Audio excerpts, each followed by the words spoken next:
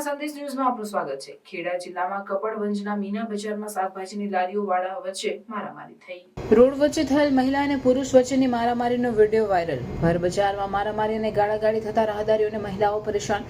લારીઓ વાળા વચ્ચે રોજ મારામારી અને ગાળાગાળીના કારણે દુકાનદારો ત્રસ્ત। માથાભારે લારીઓ વાળાની આગળ કપડવંજ નગરપાલિકા પણ ઘૂંટણીએ પડી હોય તેવી સ્થિતિ। કપડવંજ નગરપાલિકાના ચૂંટાયેલ પ્રતિનિધિઓ જનતાના પ્રશ્નો માટે પરિણામલક્ષી નિર્ણય કરી શકતા નથી। રિપોર્ટર પ્રતિક ભટ્ટ।